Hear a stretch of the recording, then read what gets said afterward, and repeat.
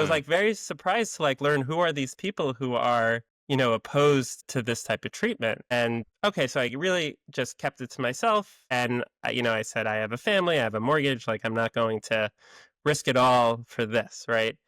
And then I think that is it caused a lot of personal distress. It caused like almost like depression, where I felt like I had something that I really wanted to talk about, and if I did, I would get in such big trouble, right? I would lose everything that I love, and then I started by talking to really trusted colleagues, like the safe people. And I kind of just like, so, like, what are your, like a very vague, roundabout way. So, like, how about, I would give them like a case, where it was such, like, let's say an adolescent who was, female identifying their whole life. Parents got divorced, and then very suddenly became very depressed and, started to say like they're non-binary and want surgery. Like, do you think like it's a good idea to get them surgery, to affirm that?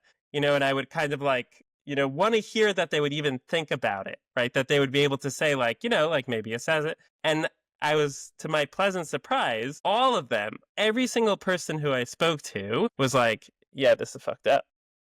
Right? Like they were like, yeah, like you didn't hear this from me, but this is really a problem.